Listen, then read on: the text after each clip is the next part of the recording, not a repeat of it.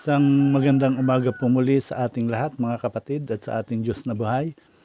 Tayo po ay makakarinig na muli ng mensahe ng Diyos sa araw na ito at nawa ang bawat isa ay maging handa sa anumang mensahe na ibibigay ng ating Panginoong Diyos. Pero bago po tayo magsimula, nais ko munang ipaalam sa inyo na kung ano ba yung naranasan, napagmasdan, napansin na mga pangyayari, mga magandang pangyayari sa kabila ng pandemic na ating naranasan ngayon. Alam niyo mga kapatid, sa kabila ng suliraning ito ng mundo, doon ko nalaman na at naranasan yung kabutihan talaga ng Diyos. Nagkaroon ako ng oras na mag-aral ng kanyang salita, naging mahaba yung oras sa meditation. Nagkaroon ako ng panahon para pagbulayan ang kanyang mga salita, magawa ko ang mga dapat kong gawin. At napansin ko dito sa ating local community kung paano talaga kumilos ang ating lokal na pamahalaan para sa pagbibigay tulong sa mga kabarangay na nangangailangan. Although marami ang hindi siguro nasisiyahan, pero ang dapat po ay sumunod na lang tayo kung ano yung guidelines na ibinigay sa kanila ng DSWD. Isa pa po, sa kabila ng mga pangyayaring ito, mapapansin natin na sa social media, marami talagang mga tao na talagang nagbukas ng kanilang loob, handang tumulong sa kabila ng mga kaguluhan, lalo na yung may mga kakayahan. Meron pa nga na talagang mga hindi naman kagandahan ng buhay, pero sinirkap nilang makatulong sa anumang kaparaanan. At doon natin nakikita yung kalooban ng Diyos talaga na sa ganitong mga pagkakataon ay may purpose siya. Makita niya kung sino talaga yung mga tao na may mabubuting puso at handang tumulong sa oras ng pangangailangan. Isa pa at pinakamahalaga kong napansin, lalo na po sa social media, na talaga namang marami ang nakaalala sa Diyos. Sabi ko nga nung nakaraang mga araw at saka doon sa aking devotional, marami ng taong nakalimot sa pananampalataya na kanilang pinanghawakan dati at dahil sa pagkakataong ito ng pandemic, marami ang nakaalala sa kanyang mga salita at nawa yung pagkaalalang yon ay hindi sa oras lang ng ating mga kagipitan, ngunit ipagpatuloy ito kung matapos man ito ang naranasan natin ngayon. Tandaan natin, ang Diyos lang ang siyang makakatulong sa atin at yung mga tao na kanyang ginagamit ngayon ay kanyang instrumento lamang. So maraming salamat sa inyo mga kapatid at patuloy po nating patatagin ang ating pananampalataya at huwag tayong tumigil sa pananalangin na tayo ay ingatan, lalo na ang kanyang mga anak at ang lahat ng tao dito sa daigdig ay magkaroon ng pagkakataon na magnilay sa kanilang mga sarili, isipin yung mga bagay na kalulugdan ng Diyos at makilala ang ating Panginoong Jesucristo bilang sariling Panginoon at tagapagligtas. Mga kapatid, bago tayo magsimula, tayo pa ay manalangin. Dakilang Diyos na makapangyarihan sa lahat. Muli marami pong salamat Ama sa oras na ito na kami ay iyong sinamahan Panginoon. Salamat sa lahat ng biyaya na patuloy mong ipinagkakalob sa amin. Salamat sa pag-iingat Panginoon. Salamat sa mga biyaya na nanggagaling sa iyo na ipinagkakaloob mo sa amin sa iba't ibang kaparaanan, sa iba't ibang mga ahensya, sa iba't ibang mga tao, Panginoon, na siyang nagpo-provide sa amin ng aming mga pangailangan. Tunay na you are a God that provides, Panginoon, at ikaw ang nagpoprotekta sa amin, Panginoon, sa anumang kapahamakan.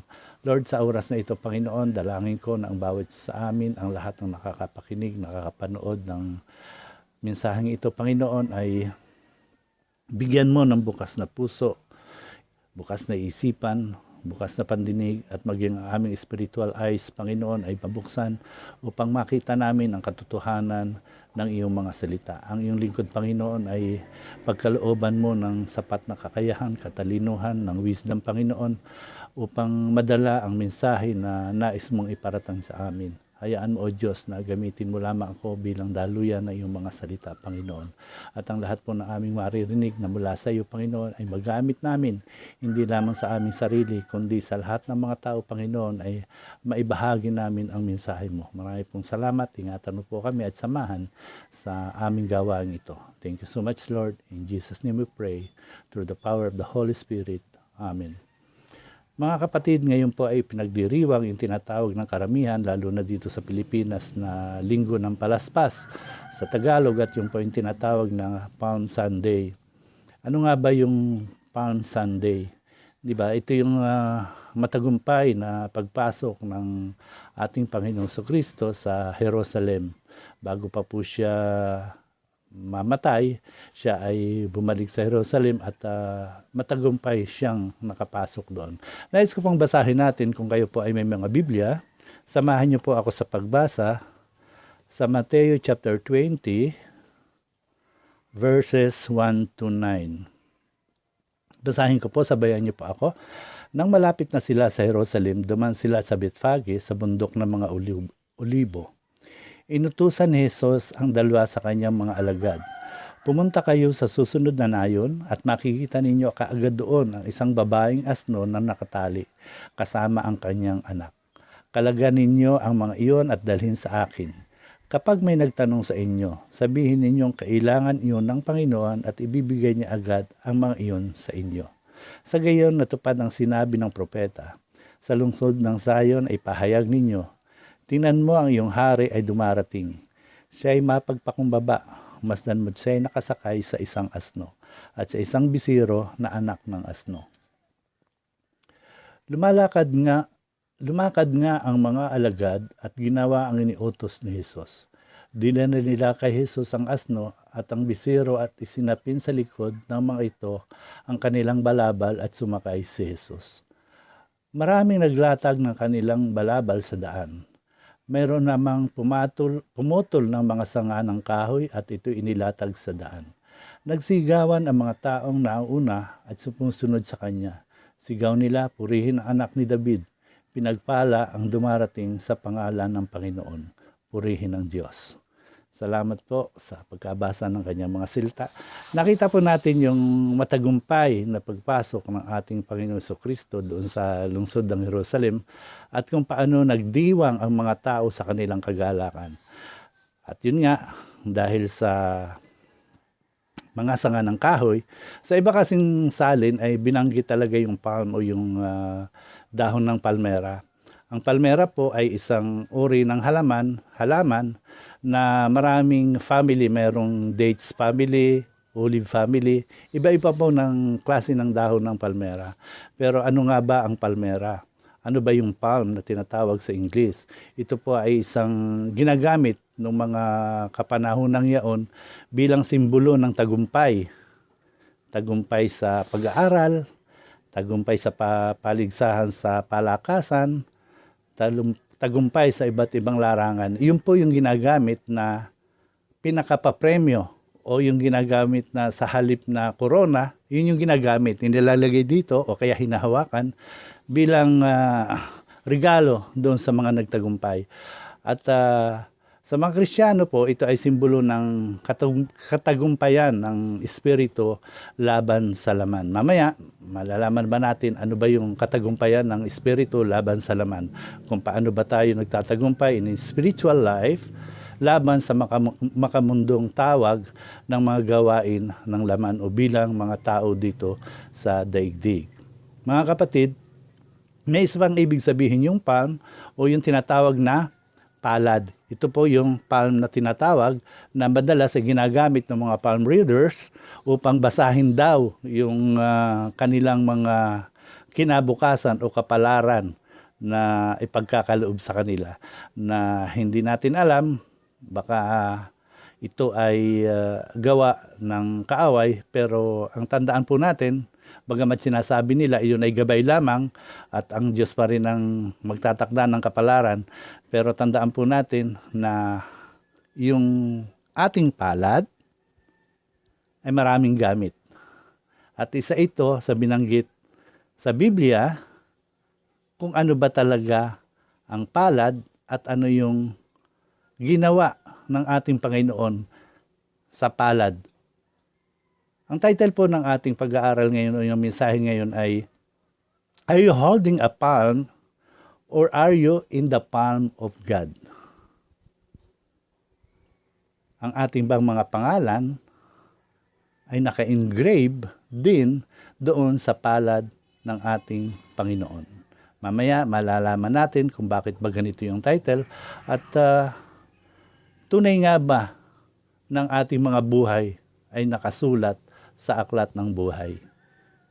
Tunay nga ba ng ating pupuntahan o yung ating bagong Jerusalem na pupuntahan ay naka-engrave o nakaukit sa palad ng ating Panginoon.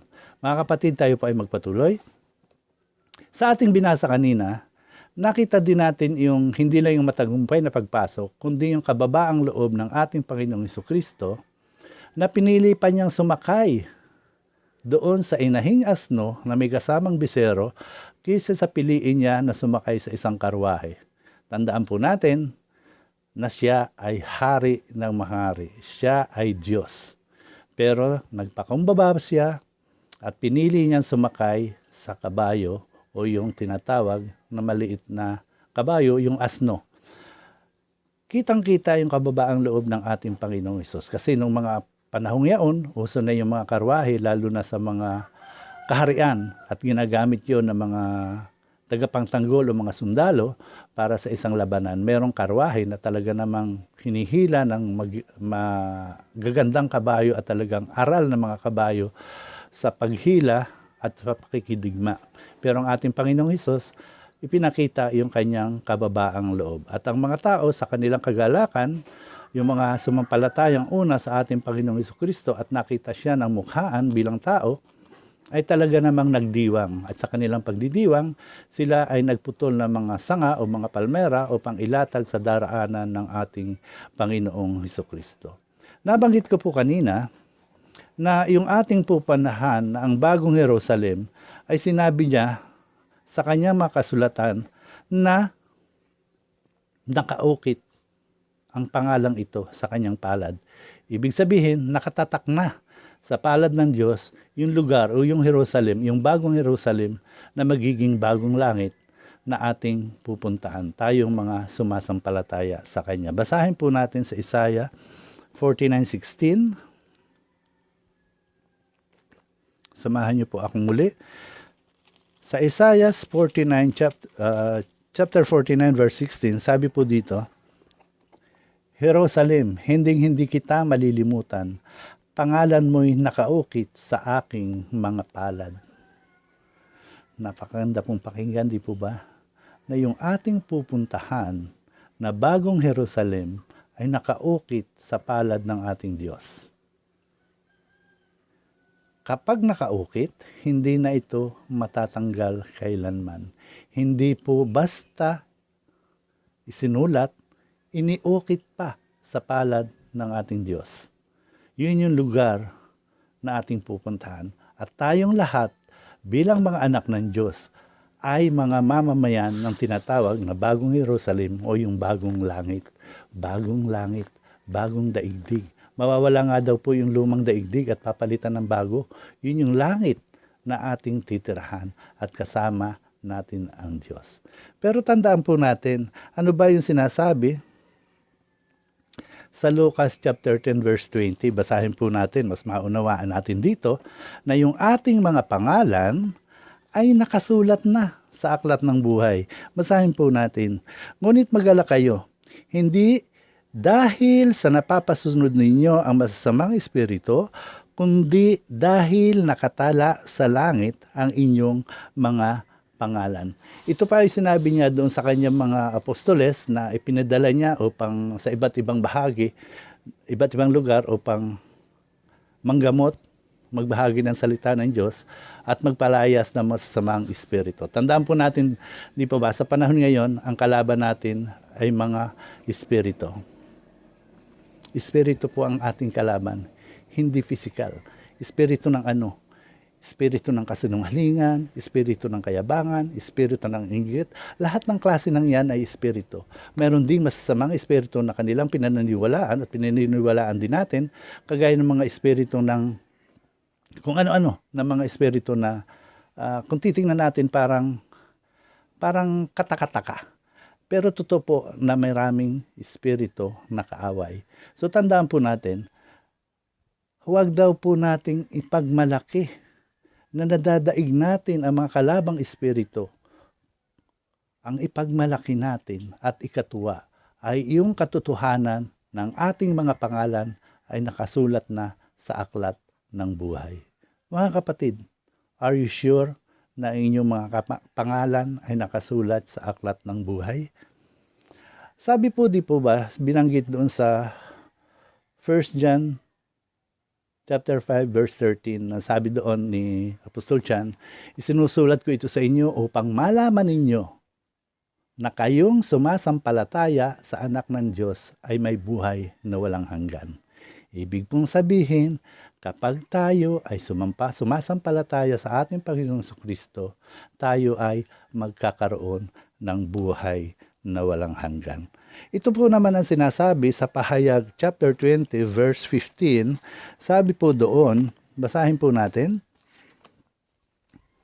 Revelations po, Pahayag chapter 20 verse 15.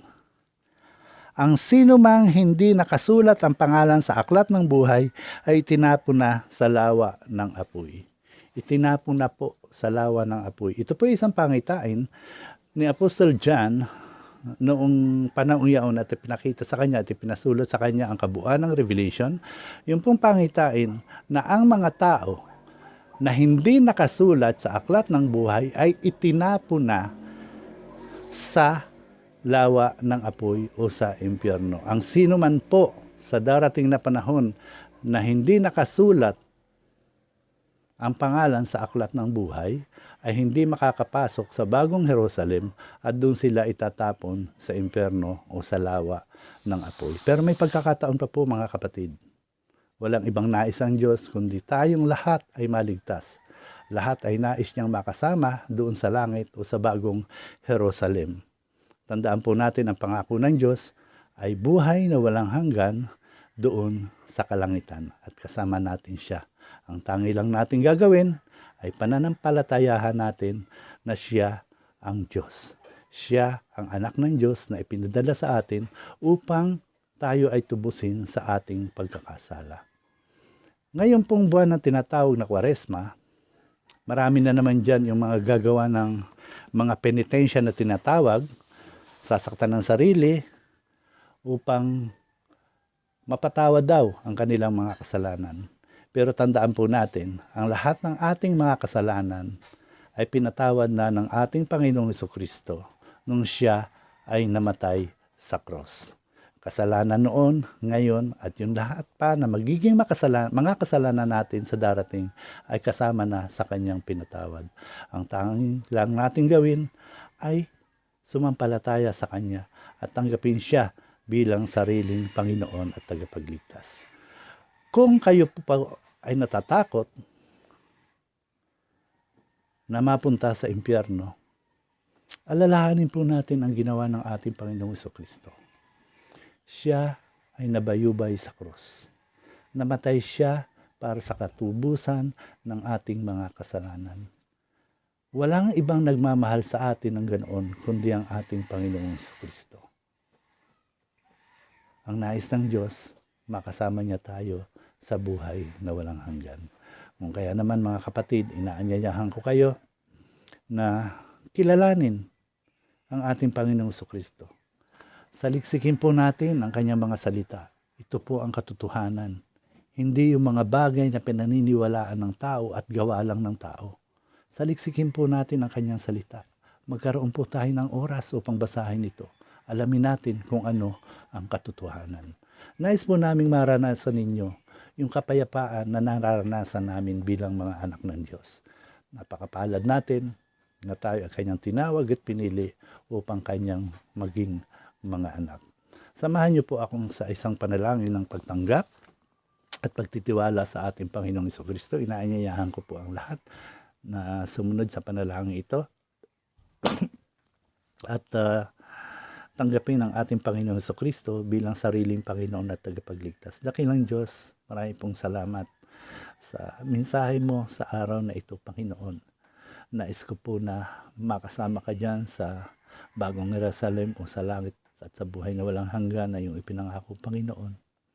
Naniniwala po ako, Panginoon, na ikaw lamang ang Diyos, ikaw lamang ang aming Panginoon at tagapagligtas, at ikaw lamang ang tanging makakatulong sa amin. Loobin mo, O Diyos, na sa pagkakataong ito ay magkaroon ng kaliwanagan ang aming mga puso at isipan at tanggapin namin ang katotohanan. Lord, lumalapit po ako sa iyo at humihingi ng kapatawaran sa lahat ng aking mga naging kasalanan, Panginoon. Linisin mo po ang aking puso, Panginoon, at hayaan mo na maranasan ko ang buhay na kasama ka, Panginoon, na ikaw ang iyong banal na espiritu ang siyang nag-guide sa akin dito habang nandito pa kami sa mundo, Panginoon. Patawarin mo po kami sa lahat ng aming mga kasalanan. Panginoon Jesus, tinatanggap kita bilang aking sariling Panginoon at tagapagligtas, Panginoon, at naniniwala ako na ngayon pa lang ay sinulat mo na ang aking pangalan sa aklat ng buhay. Marami pong salamat at sana po, Panginoon, ang lahat ng aming narinig ay maipamuhay namin, Panginoon. Marami pong salamat. In Jesus' name we pray. Amen.